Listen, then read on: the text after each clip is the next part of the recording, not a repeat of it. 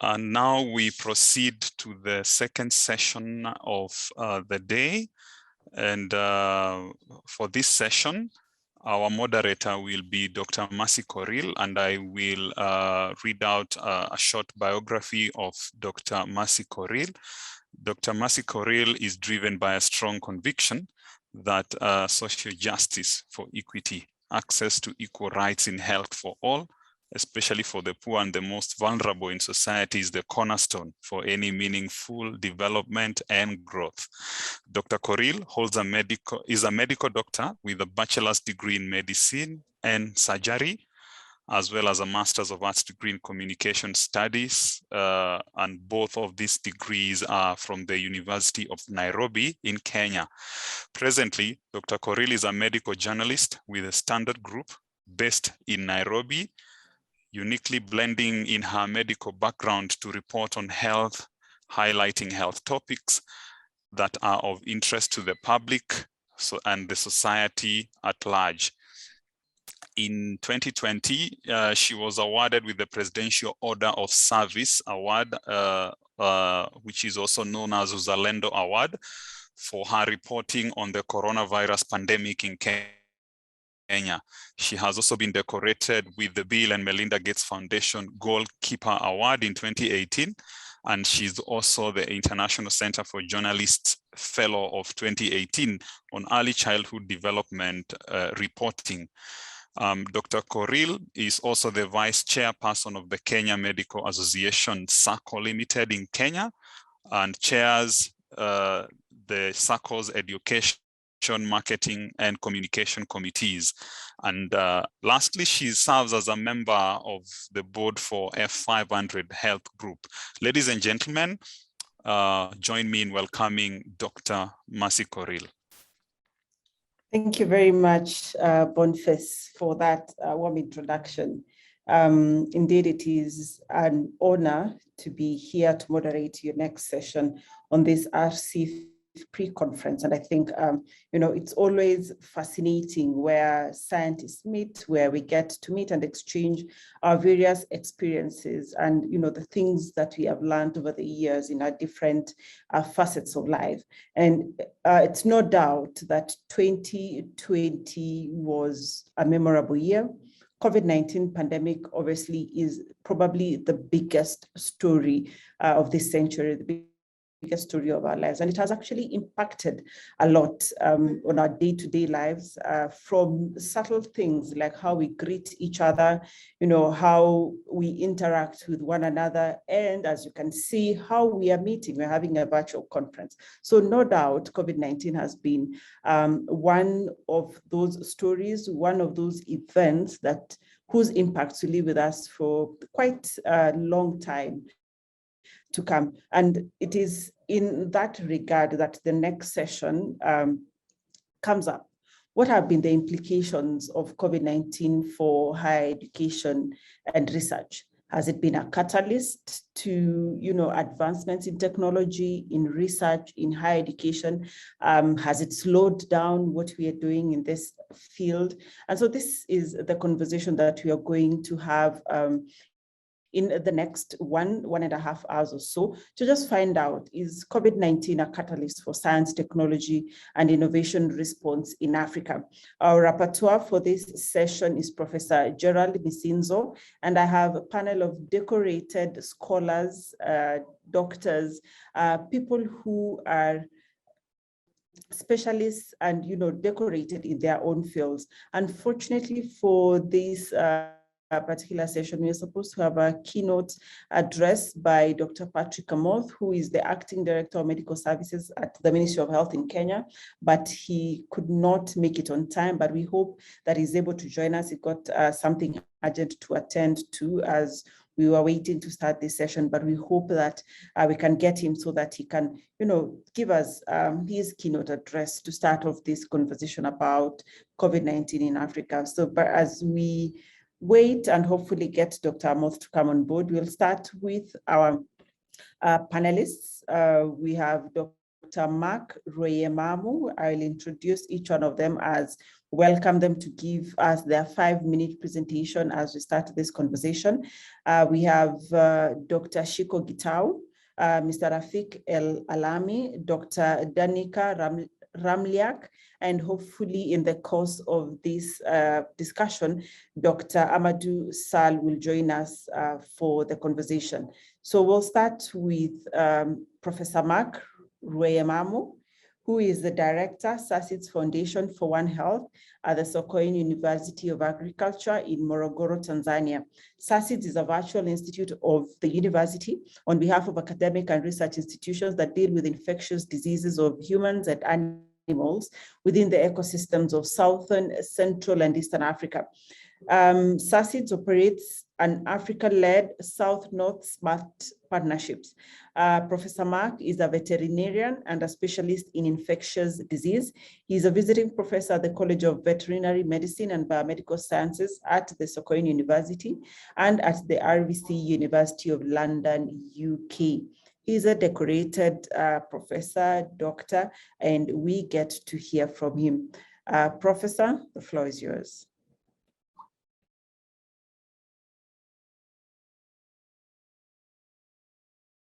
Prof, you're still on mute. If you could please unmute so that we could hear you. You're still on mute. Recording in progress.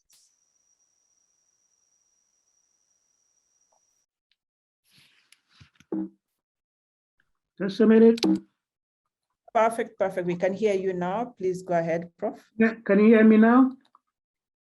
Yes, loud and clear. Please go ahead. Well, I've chosen preparing for and responding to pandemic.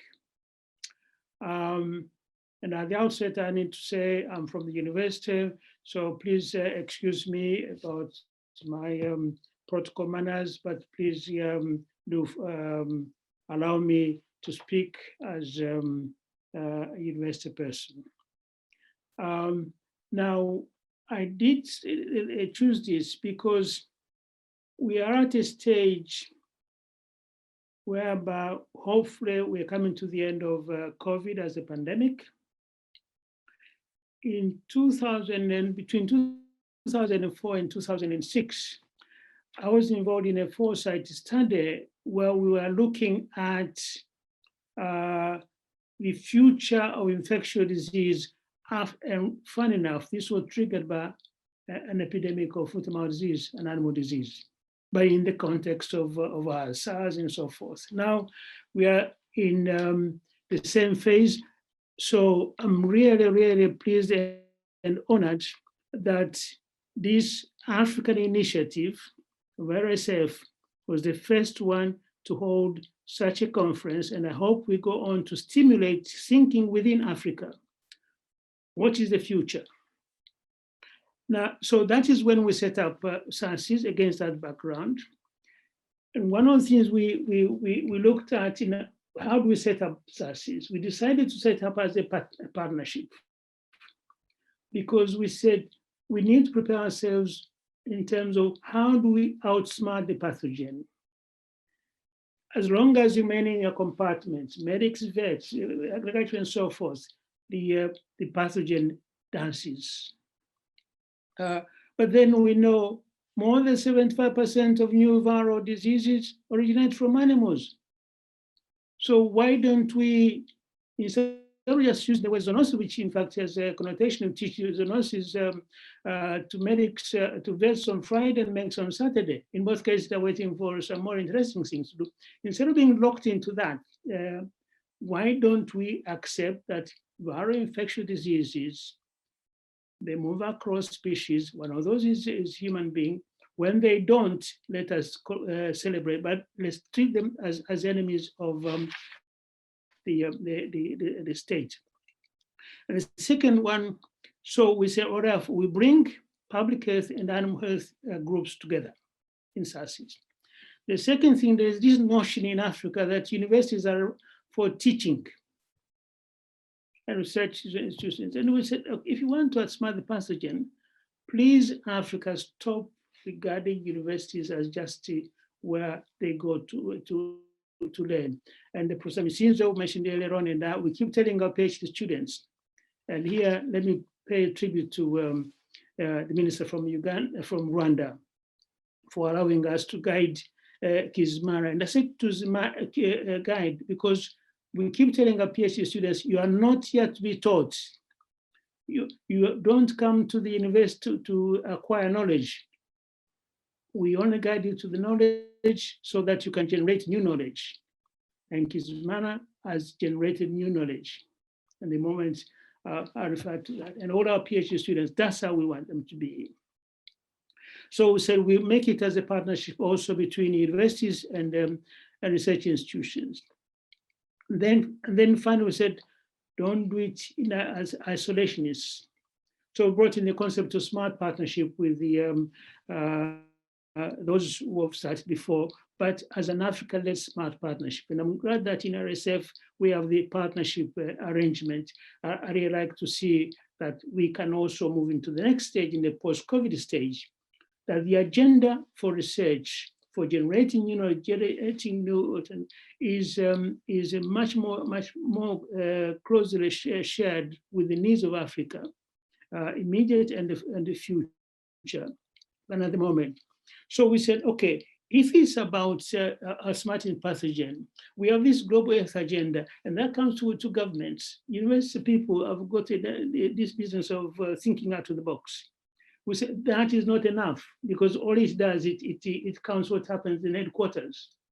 Pathogens don't start at the headquarters. Pathogens start at the community level, pathogens started in the distance area. And therefore, our research and our approach, is it focusing at the community level? If it can focus providing solutions at the community level, naturally you do national and global. And then we said, we brought in this system by which you look at global and food security at the global level, which are the global level. The mirror image is at the community level. And so then what kind of tools, what kind of knowledge? So we went through that process.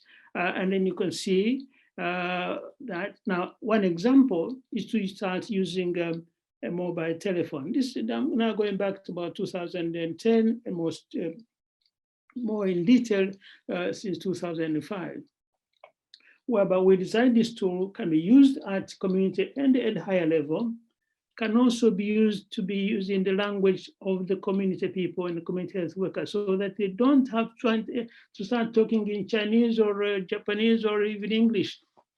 They can talk in Swahili, in Rwanda, and so on. And now that can be used here, human, animal, even plants. And so now the likes of Kizimana, the work that PhD students were doing under Professor Misinzo, when we came to November, December, we're having our International Scientific Advisory Board. The presentations that came from these students, PhD students, indicate that this eastern flank of Africa, we are beginning to share genetic material of viral diseases, two of African origin, African swine fever, a specific strain that Kizimana worked on. Another one is of sheep and goat, but that, yes, of sheep and goats from South Asia. We're seeing elements of that in Africa. Dengue from, we're seeing Eastern Asia strain being detected in Eastern Africa. One of our students, in fact, in Tanzania, there was some elements in Uganda. And so we went to our board to say, hey, look out.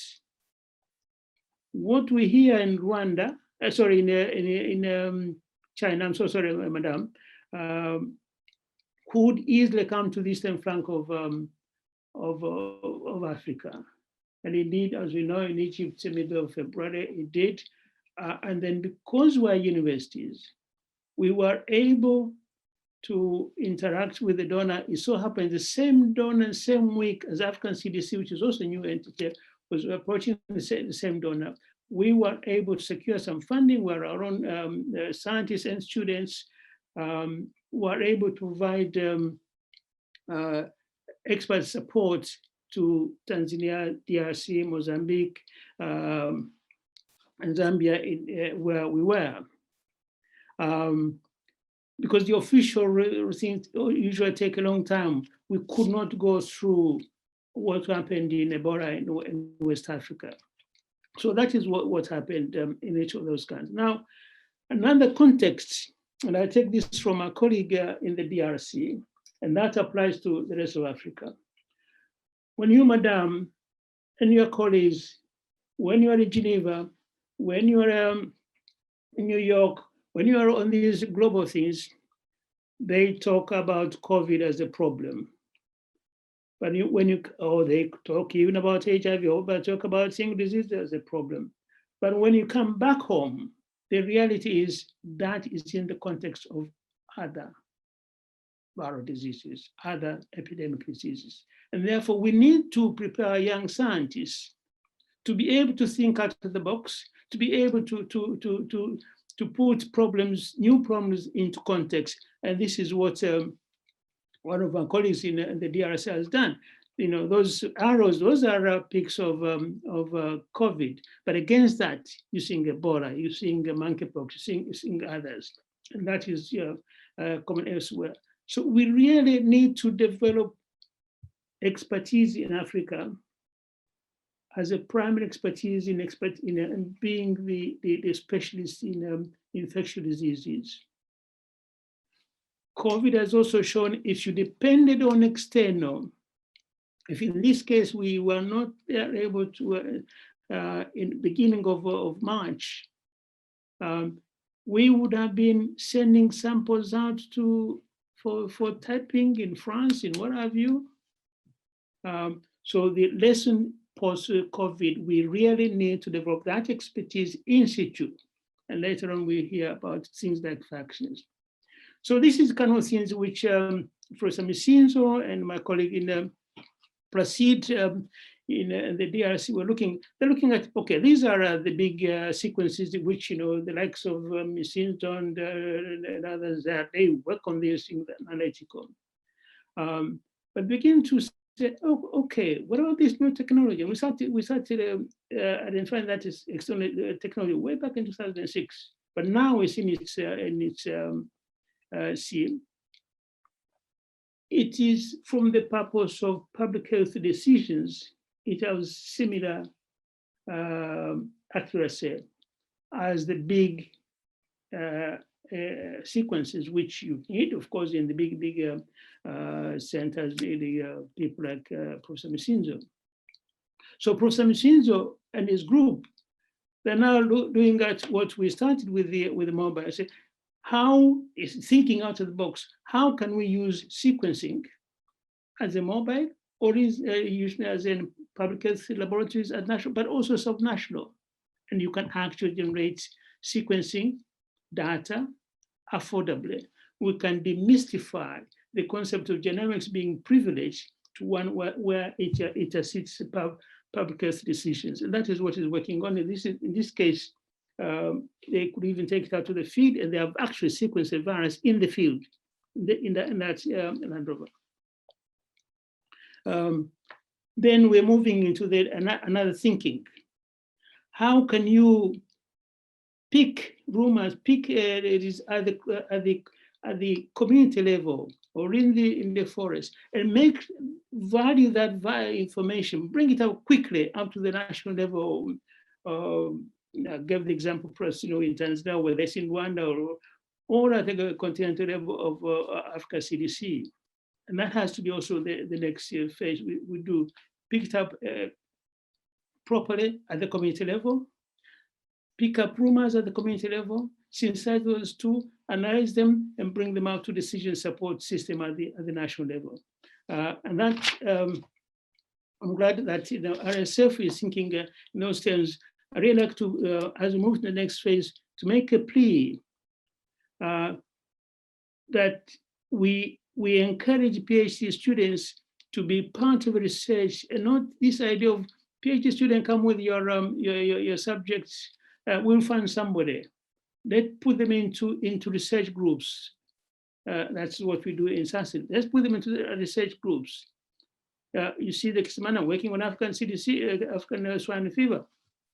It is now a global problem. So you have global expertise, but it's also where his own country is at threat from a new strain of African swine fever. So you create a climate where our own students start identifying domestic disease and foreign disease, which so far has been a privilege of the North. We need to internalize that in Africa. Thank you very much. It has been a tremendous honor. I look forward to our defining Africa post-COVID. I look forward also to leaders like Madame Maria from Rwanda to encourage us, this RSF, that we talk about 10,000 students. That's not enough. Korea sent more to the US. It's only a small country. The whole continent, we need a lot more, but we need those students not just simply to be given education, but to be encouraging, to be tasked to discover. Thank you. Thank you. Thank you very much, Professor Rayamamu. I think the key take home for me is that, our universities are not just for teaching, but institutions where we generate knowledge, and that we should provide solutions at community level. And I think going forward post-COVID, we have a lot of solutions to provide for the communities that we live in. And I think you have elaborated, and I'm sure our participants can see one or two places where they can plug in and be part of the solutions, be part of advancing the continent forward. Before I call in our next speaker, let me remind our participants, if you have any questions to any of our panelists, please post them on the Q&A section. We'll be able to answer them live, or some will be able actually to be answered as we continue with this panel discussion. So feel free to engage with us. At the bottom of the screen is the option for interpretation that had been said earlier, but I just thought it would be important to just see, just in case there's anyone struggling, you'll get your interpretation from there. So allow me to call in a lady. Next panelist, this is Dr. Ashiko Guitar. She's the CEO of Color, a digital innovation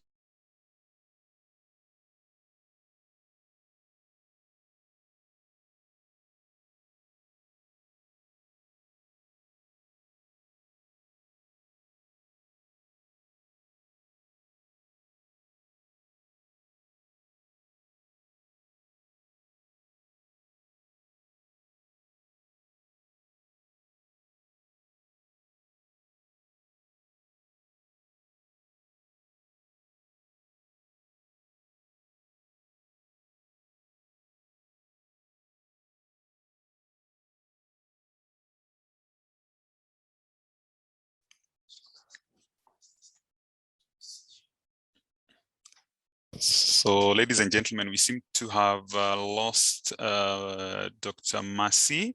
And before she left, she was about to introduce Dr. Ashiko Guitar. And I will step in and introduce Dr. Ashiko Guitar in a moment. Thank you for your patience. Sorry for that.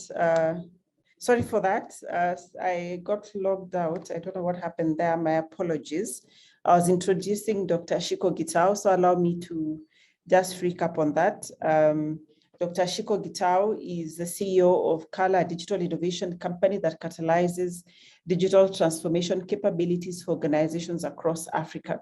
She has over 10 years of experience in the research, design, implementation, and management of digital technologies. She has established expertise in both African and emerging markets, specialized in solving problems in agriculture, education, health, payments, retail, and renewable energies. These are all areas that touch on us in one way or another. She's responsible for the setup of Safaricom Alpha, a first of the kind corporate innovation hub in Africa. She has worked as the head of product innovation and acted as the chief innovation officer. She has also led Safaricom's foray into becoming a digital company by putting together a strategy and cross-functional teams to execute the strategy. Dr. Ashiko, please, the floor is yours. Good morning, everyone. I'm not sure what's happening. I think there's something with Zoom today. Can you see me? Oh yeah, you can see me now. Yes, we can see you and we can hear you clearly. Please go ahead.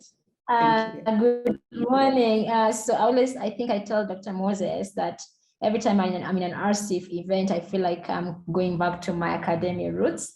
So today I'm going to speak to you from a point of a recovering academia. Let me try and share my slides. Just a minute.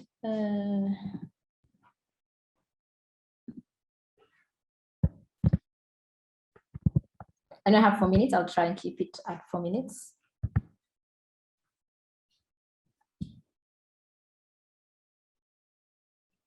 So as Ashiko shares her slide, please remember to have your questions, comments on the Q&A option of the chat box so that we are able to pose them to any of the panelists in this particular session.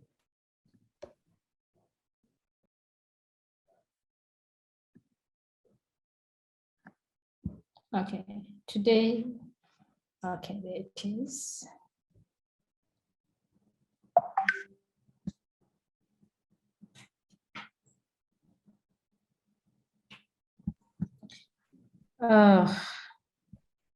There. Okay, it should be loading now. So now I was thinking about this. I was thinking I'm speaking to academics from purely industrial point of view. I worked in academia for exactly 3 years, and I decided I wanted to go and work in industry. Not that I hated academia, I just felt like I needed to do industry before I go back to academia. Maybe one day I will. And these past 2 years, I've been blessed enough to work with a number of universities, the University of Nairobi, through the summer program. I've seen Dr. Amoth is going to be speaking in this session. As I worked with the University of Maryland and the University of Cape Town. Oh, you can't see the thing, you can't see the presentation. Okay, it is still loading, but okay. I think you can just go ahead, please. And for some reason, it can't read. It's saying it can't read. Can you see it? No, okay. Not yet. Okay, let's just do like normal human beings, and let me just find it. And I was trying to present when it's, you know, when you present and you can't see other people. No, this is the wrong presentation. How do I cancel this?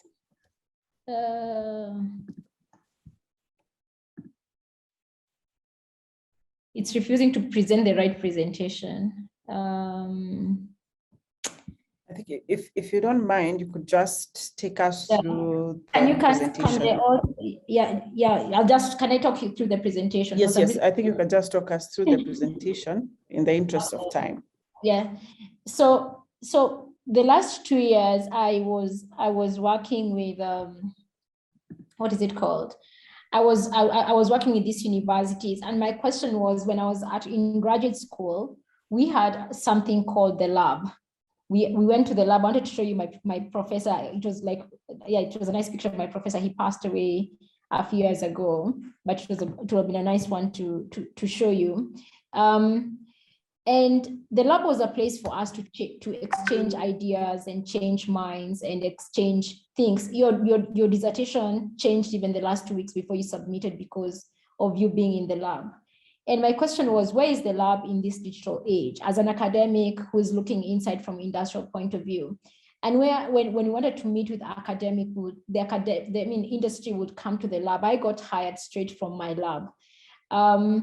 Where do we find these graduates who are doing interesting research that we are working on when you cannot see them? And I realized that the world has changed, that the interchange between academia and industry is happening virtually. And how do we take advantage of this opportunity that academia, the COVID situation has actually provided for us? And I had 3 points. In graduate school, we had colloquiums, we had colloquiums and conferences and white paper sessions. How do we convert this into industrially relevant spaces for us to actually indulge with the industry? How does the industry take advantage of these spaces for us to be able to identify research that we can take to life and not just have research sitting in the labs? And this is a big question that we ask in RSIF, is that a lot of our research sits in the lab and does not see the light of day. How do you create these industrial academic linkages? And it's through these sessions. Now we have webinars, we have online spaces that allow for this to happen. And so for me, my challenge for the academic year is, why don't we take these digital spaces and make them our new lab? Why don't we deconstruct the idea of a lab being as an actual physical space and make it into a digital space? Thank you very much. They're sending me a message that I've run out of time. So thank you very much. That was it. I'm sad that my presentation is not working, but thank you very much for that. Yeah, I'll send the presentation. It was like 4 slides only. Yeah. Okay. No problem. But I think you have posed an important question to the participants. If it's possible to transform from the labs, how we know them, as physical, and make use of the digital spaces. Is this something that is possible? Is this something that is doable? And I think probably that's one of the questions that we'll ask the other panelists and even our participants, to think about and give us their insights on this. So thank you very much, Dr. Ashiko. Next, I'll invite Mr. Rafik El Alami, the Director of Digital Learning Lab at UM6P,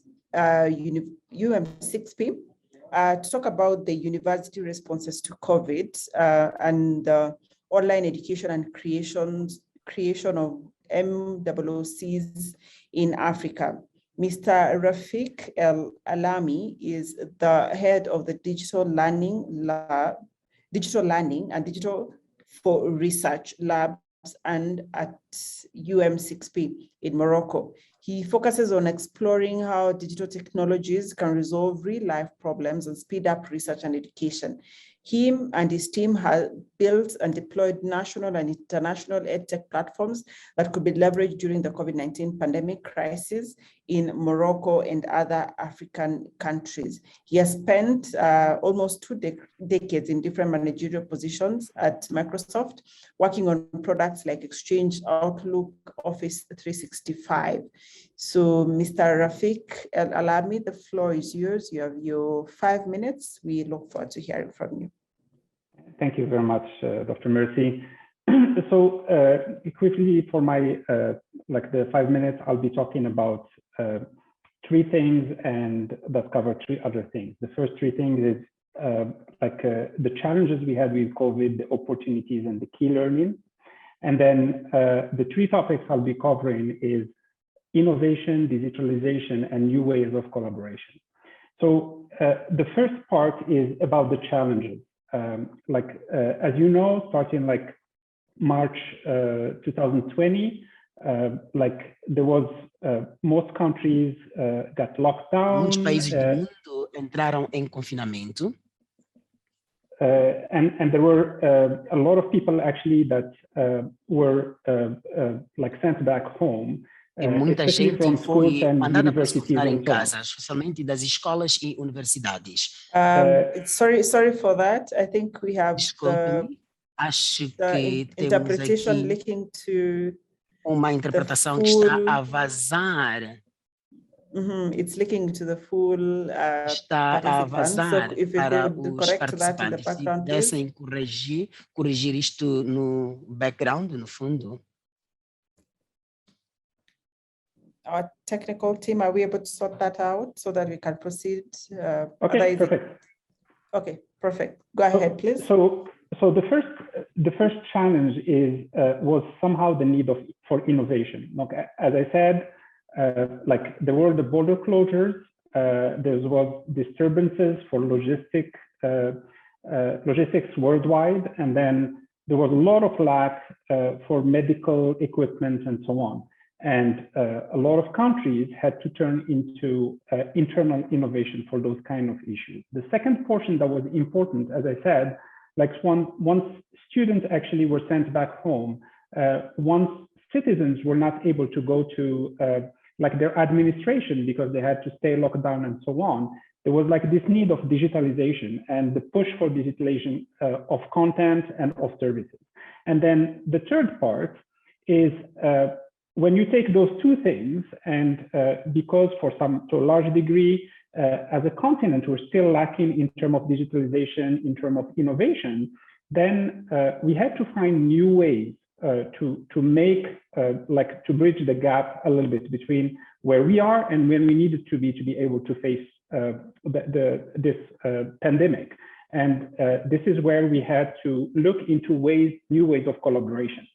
Now, in terms of opportunities, so if I take innovation, like as I said, like there were a lot of innovation in terms of medical equipment, education services, and so on. But I'll take a few samples that were actually done. So as you know, there was a lack of ventilators, there was a lack of masks, the tests were not out there. And so we had to go and do a lot of innovation around that. Like one of the initiatives that we had driven out of EM6P was to create a new ventilator that was completely designed from scratch to the time where it was usable in about 7 weeks. We have also developed like PCR tests, homegrown PCR tests that are today exported to other countries and so on and being used actually internally. We have also been able to very quickly convert like entire industries, like the textile industry, from building fabrics and making fabrics to making masks and being able to produce millions of masks a day to be able to satisfy the needs of the citizens. So like this kind of context created like an environment where innovation was important, and we had to push like in new ways, like this kind of encourage the citizen basically to innovate locally and be able to change the situation. The second aspect is digitalization. So we had to look at like basically acceleration of like digital services for the citizens. Most countries have this kind of mobile application for safety tracking, for distanciation measures, and so on. And those applications, most of them were built in-house and deployed to the citizens so that actually they can start making a difference. There was also a lot of need for the content. And in terms of content, like we had to, like in Morocco, we got confined around mid-March, and then the school year ends around end of June. And so we had more than 3 months of content that needed to be covered. And so we had to deploy local infrastructure expertise so that actually we can produce enough content, broadcast it on TV channels, on digital platforms, so that actually students staying at home are able actually to get their content and not have to have skipped a year or completely missed the year. So there was a lot of work that was done in that perspective. And then the last part is about the new way of collaboration. So both like whether it is the need of local innovation or the need of digitalization, as you know, it does take a lot of efforts to do that.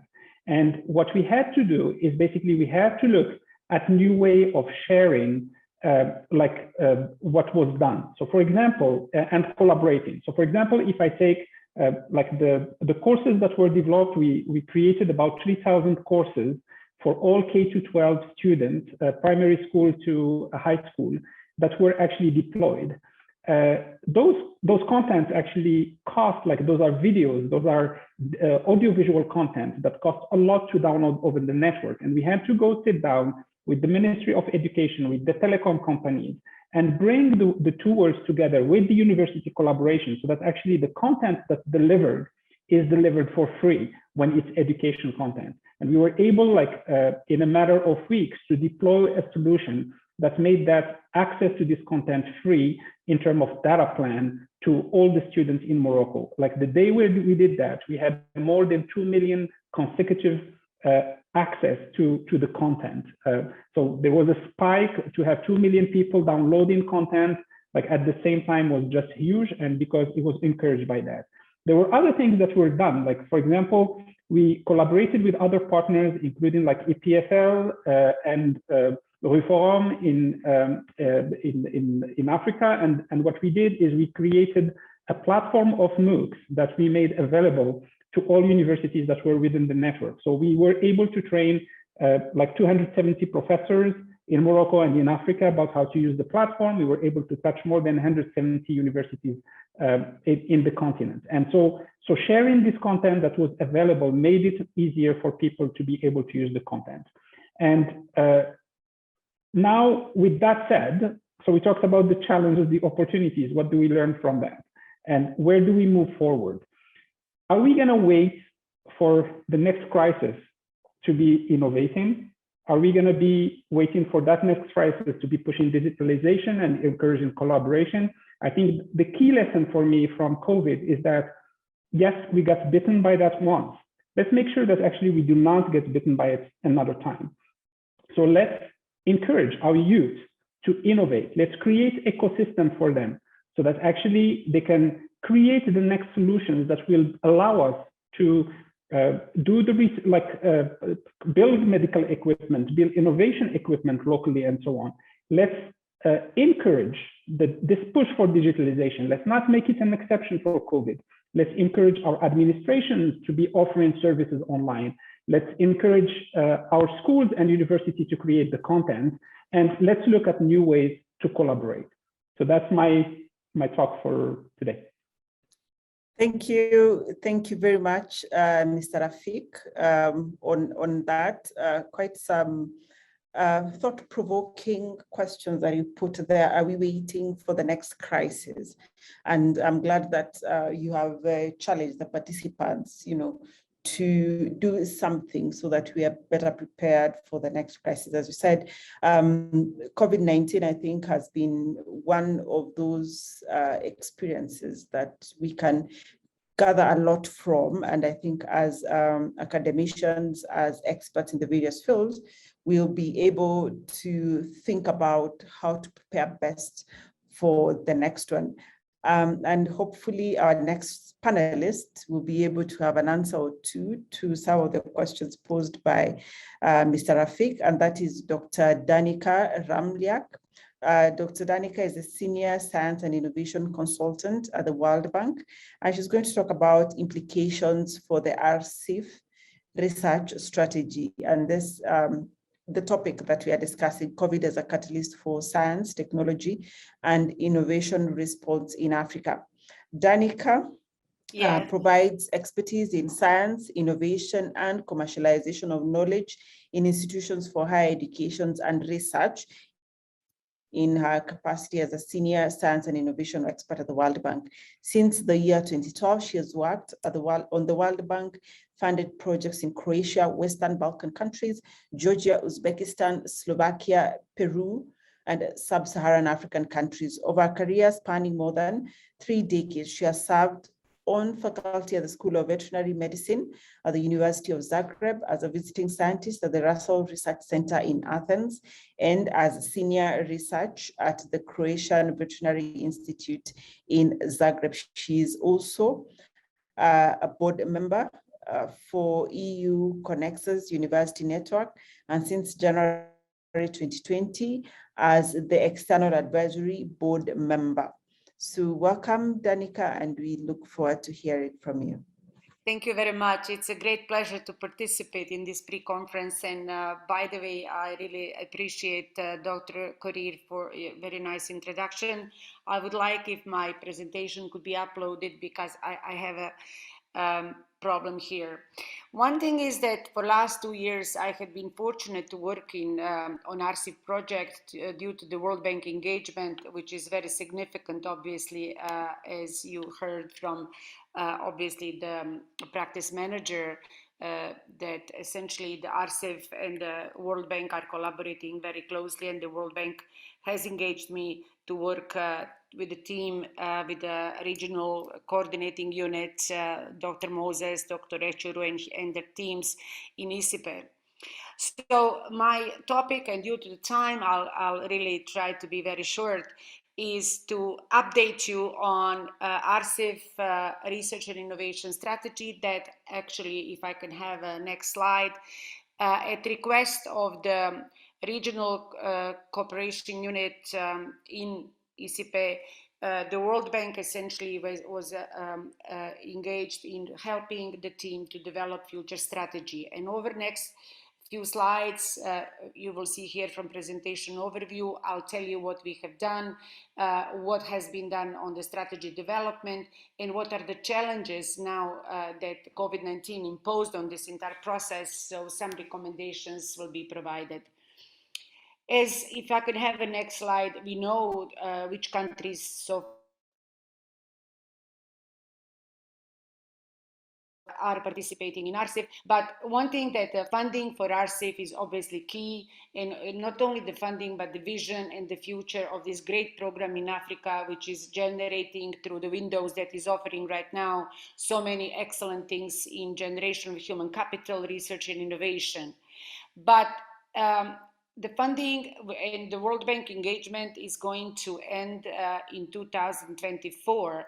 So regardless of that, it is important, as we heard earlier today, that there is a permanent fund being set up with the support of the World Bank and the Korean government and African governments. And I was so glad that we had the minister from Rwanda who provides leadership here today, because this is very important. But on the top of that, to fundraise and to actually have a future vision, it is important to have a strategic document that can actually provide a vision for strengthening and advancement in the scientific areas that are outlined as the PASET priorities right now and are outlined in Windows 1 to 3, but also to further strengthen the cooperation between African host universities, African diaspora, international partners being involved in the RSIF programs, and the private sector in existing programs. But one thing that, the task that I have to coordinate the strategy preparation within the last year, obviously our team was discussing, could this COVID-19 situation provide possibility that PASET countries would reconsider and to initiate some new RSIF programs and provide, for example, some adjustments to the existing programs. And as we heard, and I'll talk about that in a minute from my colleague who just spoke a minute ago when he talked about digitalization. So, one of the PASET priorities is agriculture, and obviously digitalization of agriculture is one of the key things. So I'll touch upon some of these things later on. But having strategic document, it is important not only to strengthen the existing things, but also to open up opportunities for the new things that COVID-19 pandemic and similar things could actually bring to the table. Obviously, strategic document and a vision that RSIF members will provide the opportunity for a stronger regional cooperation between RSIF and other African initiatives. In preparation of the strategy, I personally and the team involved obviously reviewed all the African existing policy documents related to research and innovation. This is very important. RSIF should not be working in silos. It should be complementing what is existing in Africa and strengthening the existing programs, providing through its uniqueness important benefits. Obviously, RSIF strategy is going to benefit peer exchange between RSIF countries, and the action plan that strategy has and indicators that could be used for monitoring and evaluation are very important, because the public money that is being invested in RSIF, obviously countries would like to see how these RSIF initiatives through the windows that we have impacted on the entire STI in those respective countries. And of course, when one fundraises, and the permanent fund is one of the very important goals, it's a good rationale to have a strategic document where the vision will be actually provided to potential donors and to our governments of other African countries that we would like, to be joining RSIF initiative. Next slide, please. Next slide. Yes. Now, I have 2 more slides after this one. With the COVID-19, this process of development of strategy, and I'm not going to go in details, we have a first initial draft that nobody's seen so far. But with the COVID-19, obviously, the challenge came, are we going actually now to add some parts and chapters to the existing document before it will be shared and discussed, and of course later on approved by PASET? And obviously, internally, we have been discussing with the World Bank as well as the RSIF coordinating unit in ICIPE how to incorporate some of the topics that will essentially, due to the COVID-19 pandemic, strengthen the strategic document and initiatives that are ahead of us. Next slide, please. One of the things that I would like to say is that it is very important, the COVID taught us that one really could develop short and long-term strategy on how to avert COVID-19 effects on STI in RSIF countries. Each of the countries, not only participating in RSIF, but throughout the world, are trying to come up with a good strategic approach how to avert the impact of COVID-19 on STI in general. So of course, as we know, even today through the chat, I could see that some of the students are being delayed. African host universities obviously are dealing with the new ways of teaching things, and so many challenges were brought to the table. So it is very important, we feel, for us to incorporate chapter on existing strategic initial document on how to avert COVID-19 impact on each of the current PASET priorities. I mentioned agriculture, ICT is one of the priorities, the energy and some others. It is very important to revisit and see how digitalization and how other technological advancement could impact on those priority sectors, and are we going to fund those projects that will bring development of the novel technologies that could help the countries to beat COVID-19 as it is right now, or the consequences of the COVID-19 or similar diseases. PASET, we felt, and I know I was told by the colleagues that PASET did not pick up, PASET countries did not pick up medicine as a topic for a very important reason, because medicine was funded from some other funding in Africa. But now, with the COVID-19 development, we drilled, for a long time, could medical and biomedical research be revisited? And I actually did some research on African countries, and to my pleasant surprise, some of the African countries are doing exceptional medical research, and it is very important to revisit this. Do we incorporate that as one of the priorities? This is for PASET to decide, but definitely my advice would be yes, you should consider. Then I think it is very important that in the current document, we also open up a small paragraph or chapter that it will allow as a strategic document to tackle on very important thing, that down the road, one project should be devoted to establish R&D landscape map for COVID-19 related research in priority sectors, as well as medical field for the RSIF member states that are being funded through RSIF.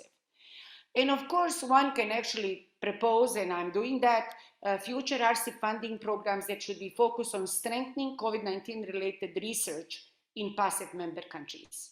So my last slide, which is next, please, I have some more recommendations. Support development of innovative technologies in post-COVID-19 recovery in PASET priority sectors. It is very important, and if you look internationally, data sharing initiatives and open science are very, very important.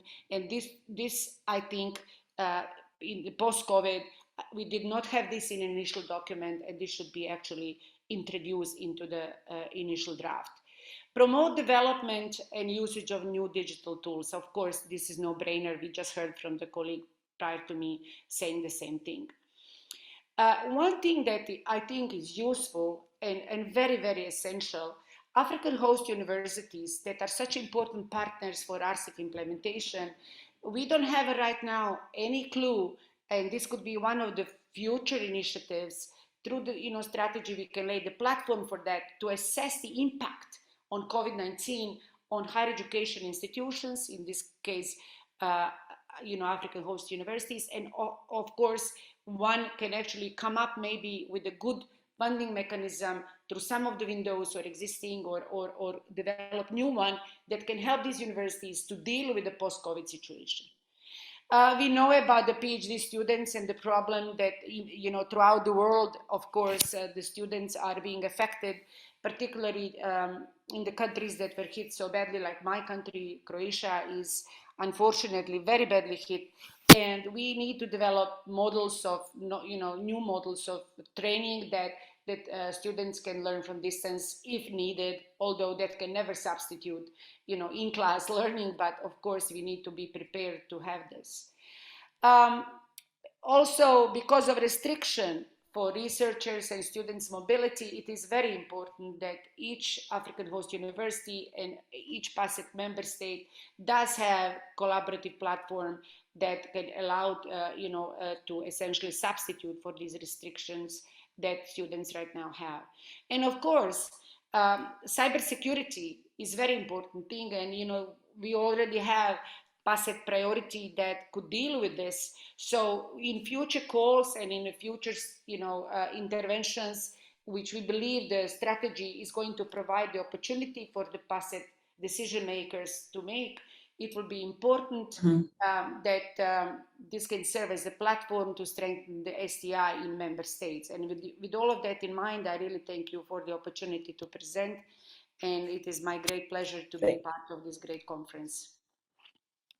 Thank you. Thank you very much, Danica, for your words, for your presentation. I think we have taken a few notes and a few questions on things that, the researchers, the participants can think about, especially on the collaborations and collaborative platforms moving forward because of the kind of situation that you're in. And I can see some of our participants are saying you've raised very interesting topics and we'll come to them. If you have any questions to all our participants, please post them on the Q&A option of the chat. I'll be able to pick them and pose them to any of our panelists. I think we'll use the next half hour to answer your questions. You can ask them directly to any of the panelists, or you can just have them open and we'll be able to shift them to any of our panelists. My first question is to Dr. Ashiko. And you interestingly talked about, we need to explore ways of moving our labs into the digital space. And I'd like you to just elaborate on that and probably give us some ideas of how this can be done, shifting from what we know traditionally to adapt to the new ways of doing things. Shiko, if you're still with us. I'm yes. here. All right. You can hear me and see me, I hope? Yes, we can hear you, we can see you. Cool. Go ahead, Thank please. you very much. I am so sorry that my slides didn't load earlier. I'm feeling a bit off.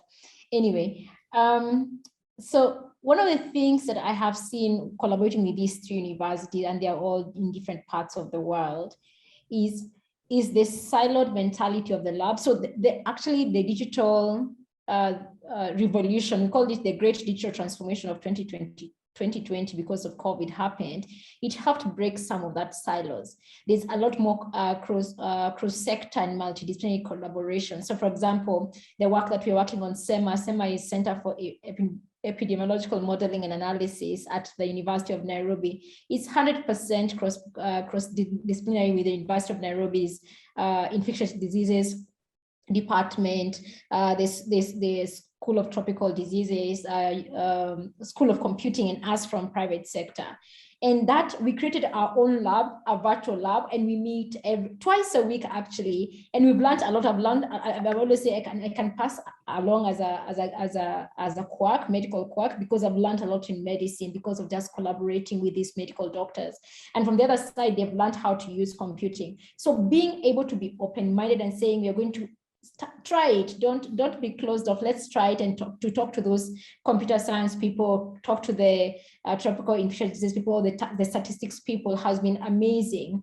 With the University of Maryland, we've been working with the public health team, and we're working with public health team and psychologists because we're building an intervention around gender-based violence.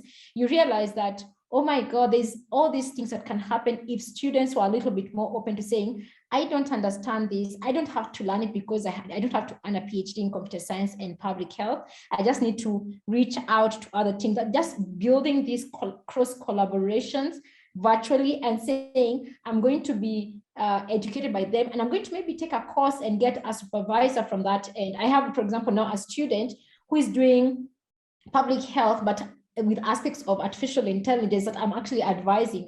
I knew nothing about public health before 2020, to be honest, but I've learned to be able that these virtual labs are very important, and it opens up for you to be able to support anywhere in the world. So for me, that being able to be open-minded and reaching out for help is one of those things that it starts with the supervisor, first of all, and then the students taking initiative into doing that.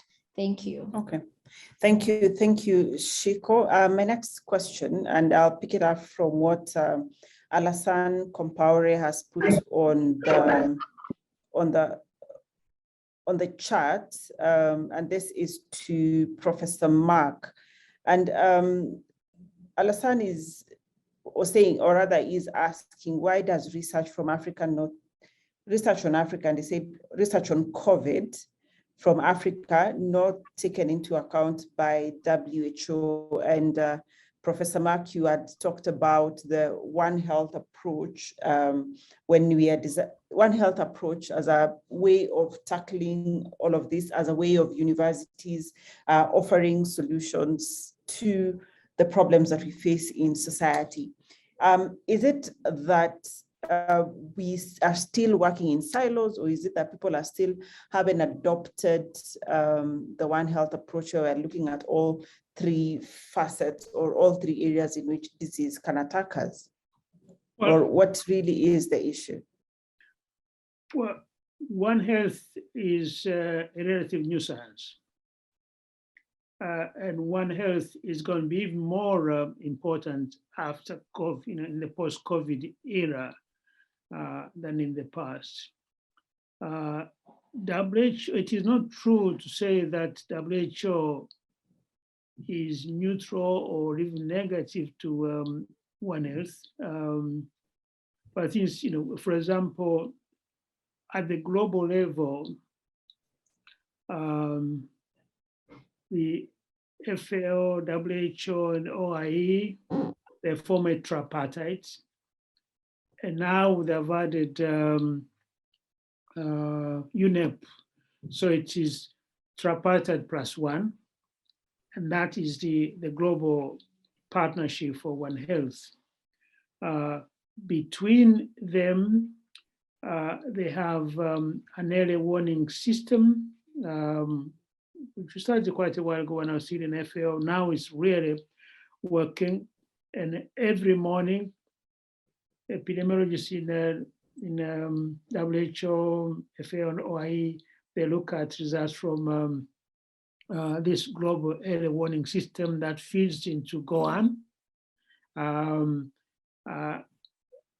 then depending on how it comes up, where it can be missions of the WHO, missions WHO with FAO and OIE. And they're setting up a joint center, FAO and WHO at the FAO headquarters, expanding what they do together in Codex to include, to be One Health Center, joint One Health Center. So there is, it's not true that WHO is neutral. They're very active. But what we did need to do at the African and national levels, we need to translate that right through as I said when I talked about community, right through to the national level. Now, several countries are good. In Kenya, where we are, they have a zoonosis center, which is a joint enterprise between the public health and animal health group in Rwanda. They are, I think, already, or at least they are planning to launch this year, next year, a national One Health platform, which we connect across ministries. I think the lead ministry is Ministry of Health.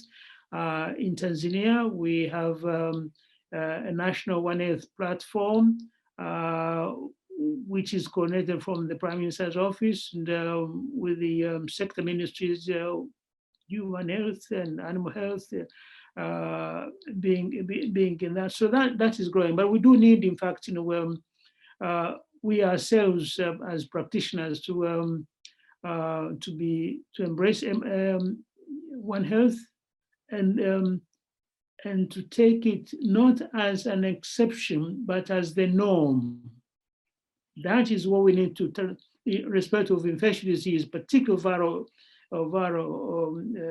origin, as we say, that we need to, there's a mindset within Africa without waiting for the people in Geneva or Russia or so.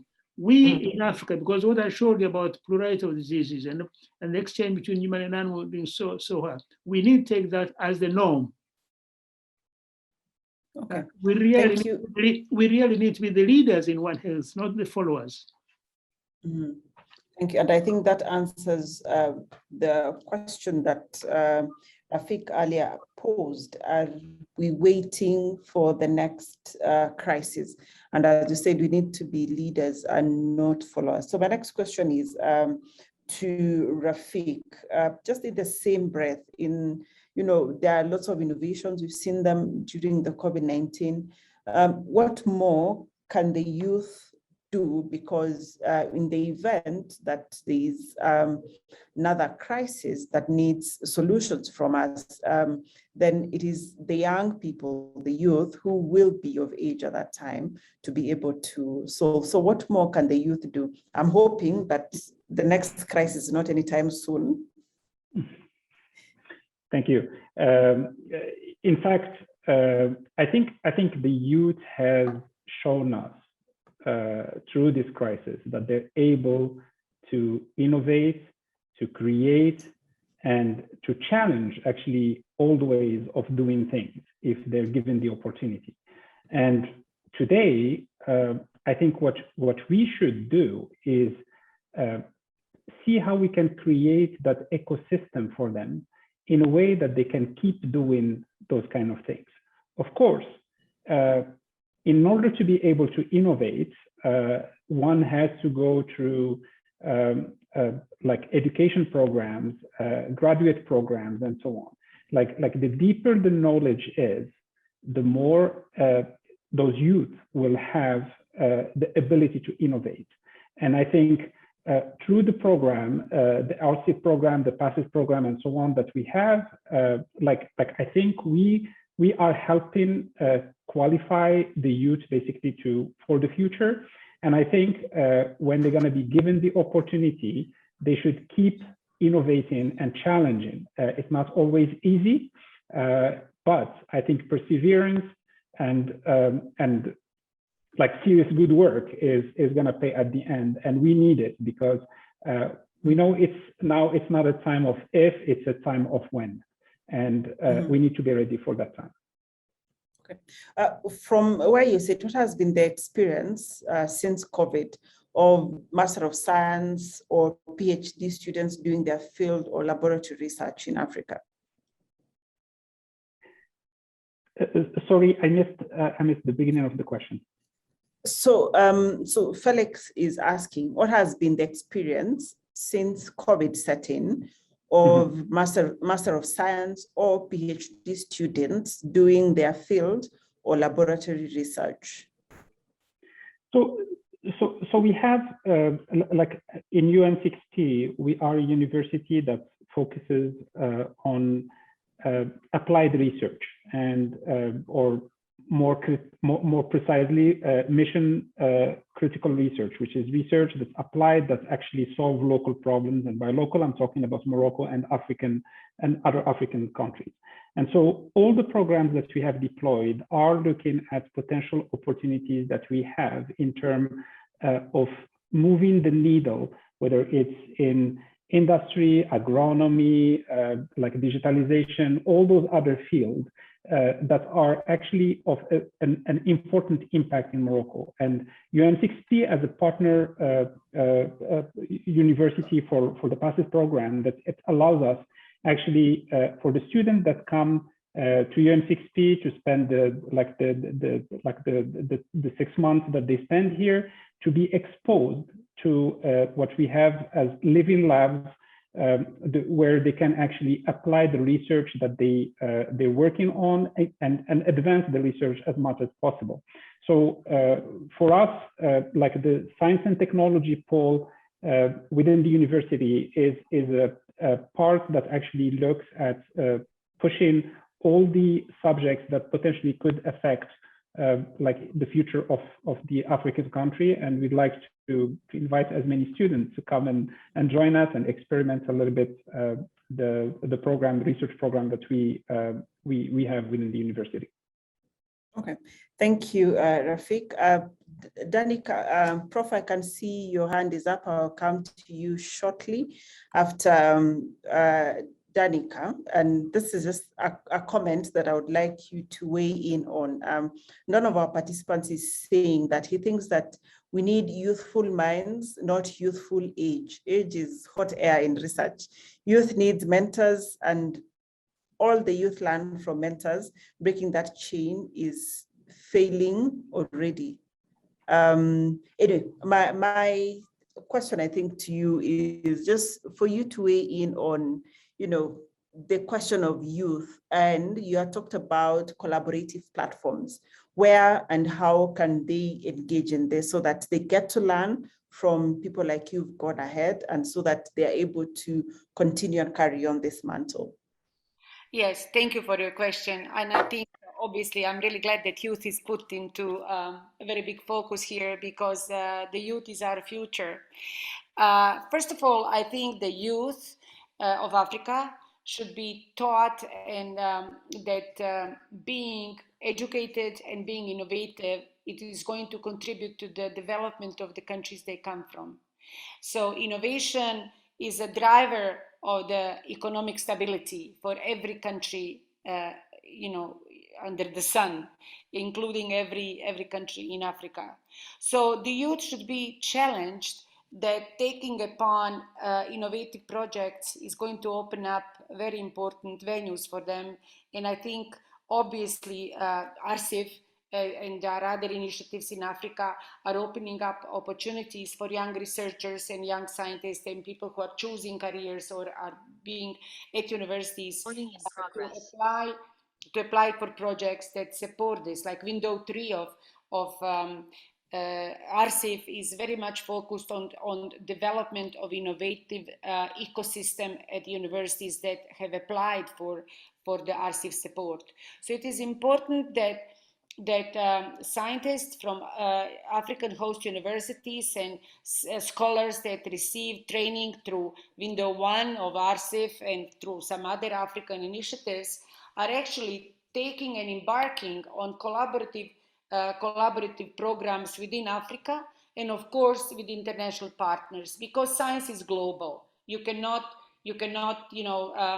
put science in any country or in any continent. However, I fully agree that Africa has excellent potential to lead in so many things. In this pandemic, for example, there is a huge challenge around the world, and I'm reading this all the time.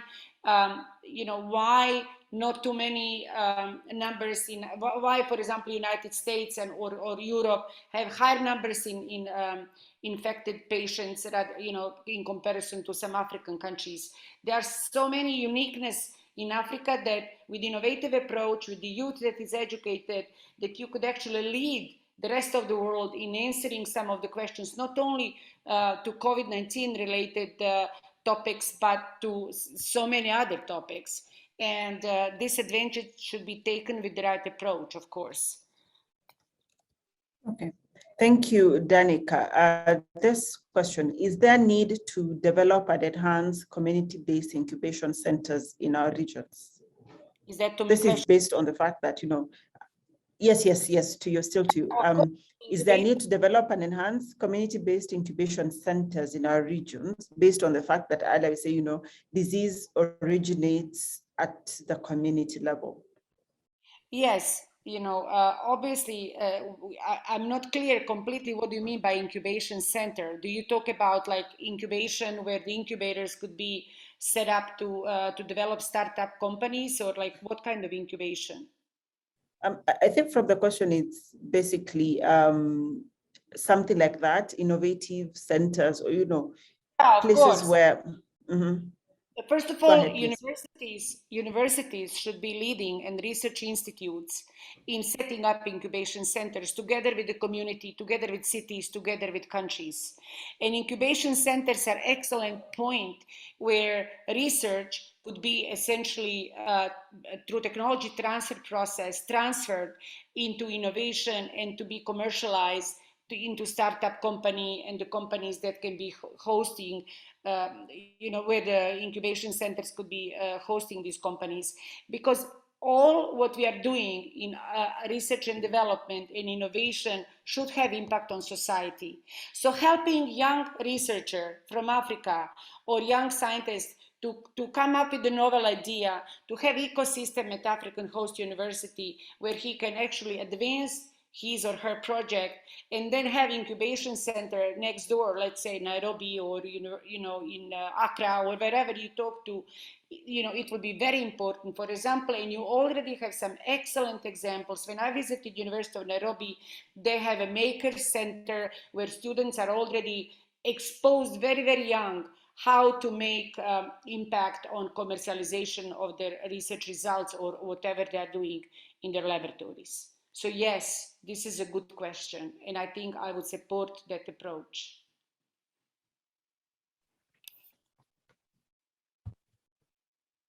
All right, thank you, Danica. Allow me to ask Prof. Prof, I can see your hand was up, and as you come in next, there's a question here about vaccines being produced in Africa. Are there any being produced in Africa? I know we were supposed to have Amadou Sarr from the Institute Pasteur in Senegal, but he was not able to make it. So Prof, this question is directly to you. Are there current vaccines being produced in Africa? And should we be going through the strategy to produce vaccines from Africa? And why would you, if you agree with this, why? Well, South Africa now is or is planning, and so is Senegal. But I think there are two ways to look at vaccines.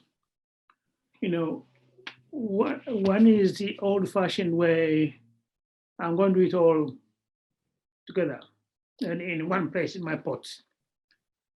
Another way is to learn what's happened in COVID. All these COVID vaccines we are hearing, Pfizer was on, none of them was produced in one,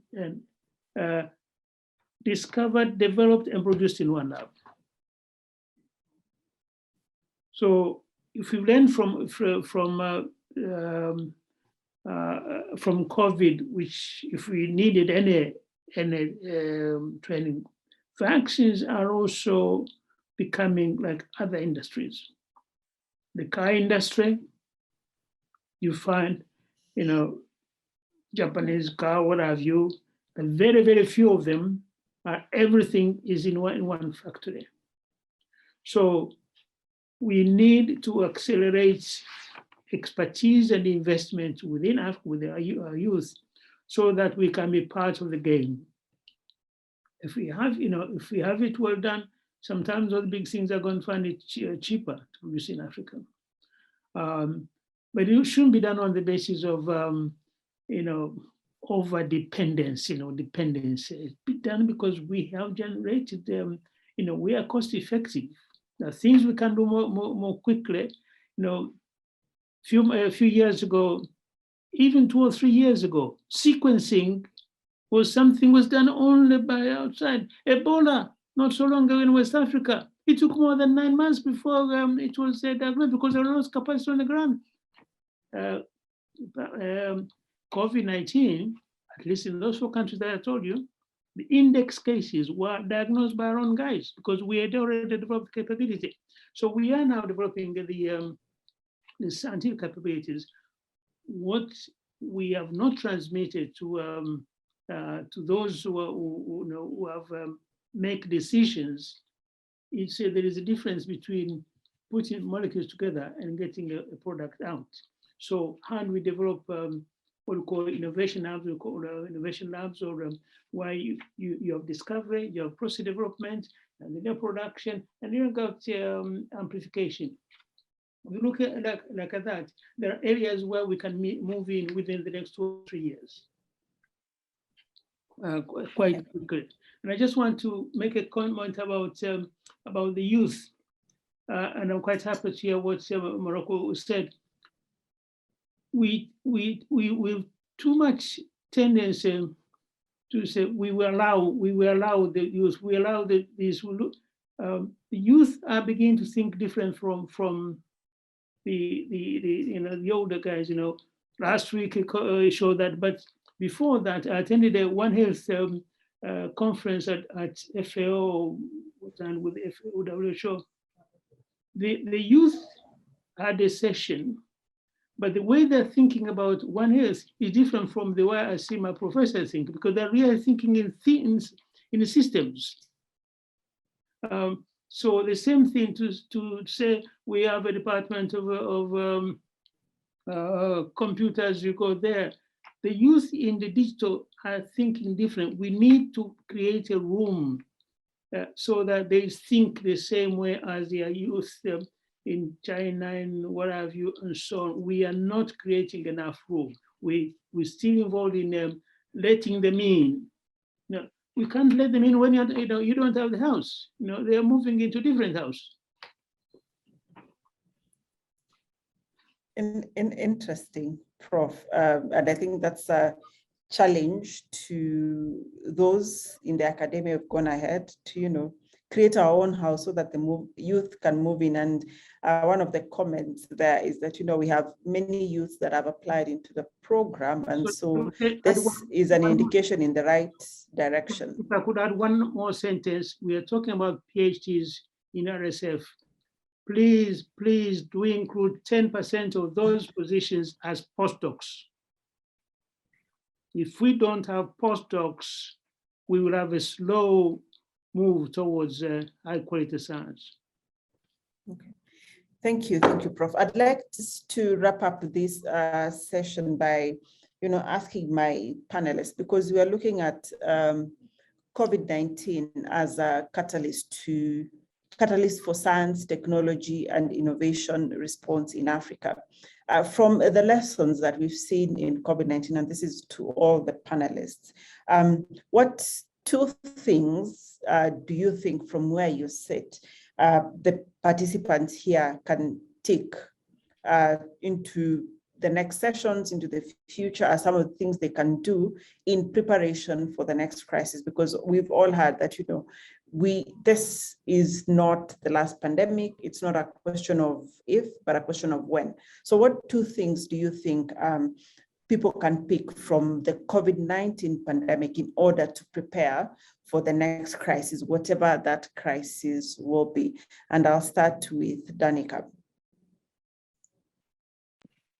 Okay, the first advice I would give to PASET is to reconsider priorities, not fully, but maybe to add some new priorities, as I indicated in medicine, where African countries are strong, where some of them are, excellent. And I think this will be very important, because health issues, healthy societies are very, very important to resist any future pandemic, but in the same time, obviously health is so crucial for well-being and economic strength of the countries as well. Second thing I would say, it will be very, very important, and I agree with Professor, that window 1 of RSIF is excellent to generate, because countries in Africa do need PhDs and the leaders and the future leaders to lead, not only to prepare for the pandemics like this, but in general to have development of the sectors for the well-being of economies in Africa. But I would agree that also including subset of postdoctoral, to support postdoctoral fellows is very, very critical, because this will speed up a time for African countries, because postdoctoral fellows are those who in the career development of researchers are carrying on research the most. And although we do have, support, but maybe strengthen that part. So, and the last, I would say, advice, I would say for the priority sectors that PASET already selected, it will be very, very important to see how those sectors could maybe now take different approach in its own in their developments through digitalization, through technological impacts and things like that. So that will be very, very important advice. So for the PASET ministers to consider. Thank you, Dr. Danica. Rafik, what 2 things do you think we can carry from here moving forward? So I think COVID created this environment where it became urgent for us to innovate, to push new ways of doing things. I think our youth should keep that in mind and operate in a way that's actually just like if that context is still there, and keep innovating, keep doing new things, keep pushing, so that actually we can reinvent the future of Africa. This is, I think, this is an important part. And then the second one is more general. Is I think there are a bunch of decisions that are made that will somehow impact the future of those youth. We need to make sure that we, as we are creating those decisions, those policies, that we are making them, as I call them, COVID-proof, which means that those decisions should consider that actually maybe someday we want to be able to get out. Maybe someday we want to be able to get all what we need from the exterior, but we have to build it internally, and so on. So those 2 things are quite important, one for the youth and one for us, to make the environment favorable for those youth so that they can keep innovating and moving forward. Thank you, Rafik, for that brief word of advice. And finally, Professor Mark, what 2 things do we pick from COVID, 2 pieces of advice that you have for the participants, the researchers, the academicians who are listening in? Yeah, I'm glad the World Bank is also thinking in terms of postdocs as well. That's very good. 2 additional things, I think. Within PASET, there still seems to be a notion that the PhD student comes with their title, and that is sacrosanct. Go and look for a professor to be the supervisor. That is a slow lane. We're putting them in the slow lane. I think we should try and encourage PhD students and the supervisors to be in what we are calling in SASIS in community of practice. I told them, be working in a theme, and so that we can question, okay, that that title, where does it fit? There must be also some titles which don't fit anywhere. So that is innovation. But there are a lot of things. So you find a PhD student like looking for the easy way out. As we say in Swahili, bora, as long as I get a PhD. It's not a question. It should not be a question. As long as I get a PhD. RSIF is an African innovation to develop. It should not be taken like any other PhD. We should be looking at getting the brightest, putting them on strategic on strategic themes and not provide you get a PhD. The universities and the students themselves want innovative, what strategic programs are you running so that our PhD students will be contributing to the Africa of tomorrow.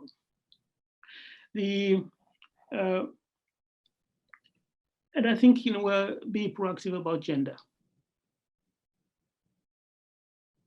There needs to be a proactive incentive about gender. Even if universities have got to find an extra year and so on, but we really need to be proactive about gender. Even 50%. Okay, thank you very much, Prof, and our participants. Dr. Ashiko Guitar had to drop off, so we will do with the responses from those three participants. And from what I'm gathering from them is that we need to add more priorities into the conversation, and the postdoctoral fellows, I think, has come up quite strongly from Dr. Danica and Professor Rayamamu. Innovate and create a conducive environment for the youth to be innovative, a favorable environment that encourages more innovation. And then have strategic themes. And finally, what Professor has said, the issue of gender. But it is no doubt from hearing all our panelists that, COVID-19 has provided us with a lot of opportunities. Yes, it's a problem, but it has provided us with a lot of opportunities. And for the researchers, the academicians, everyone has something to do so that they can add and grow knowledge, create new knowledge, and particularly for Africa. So I think that's where we'll end this conversation, but still remain with us. There's a poll for you there about your thoughts about how is Africa responding to managing the COVID-19 pandemic? How is Africa responding to managing the COVID-19 pandemic? The poll has popped up on your screen, so please feel free to answer whatever you think. Has it been managing it well? Do you think it is not so well, or do you think we could do better? Please just respond to that poll and submit your answer, and we'll be able to see what you think about what Africa has been doing. Thank you very much for your attention, your participation for the last 1.5 hours. Our Q&A box has been busy. Our chat box has also been busy. Some of your answers have been answered by some of the participants, some of the panelists who are here, but you can continue engaging with us. You can share your email addresses and your questions, and we'll continue engaging in this virtual pre-conference, and we'll be able to answer some of the questions throughout the next session and in the other sessions to come. Thank you very much, and I wish you all a very good day for those who are still in morning, a good evening for those who are in evening, like those of us in Nairobi, Kenya. My name is Dr. Mercy Korir, and I hand you back to Boniface. Thank you. And as Boniface comes in, maybe I could just give you some of the results. This is for those of us who are gearing up for the electioneering period. I have the results of the poll, and a majority of us, 61%, think that Africa could do better in managing the COVID-19 pandemic. 23% say not so well, and 20% of us say Africa has managed the COVID-19 pandemic well. So I think it's a democratic world and the majority have it. So I think if we think that Africa could do better, then I think the onus is on all of us here to contribute to doing better in managing the COVID-19 pandemic. Thank you for participating in this poll, and thank you for giving your answers and your thoughts on this. I hand you back to Boniface. Thank you.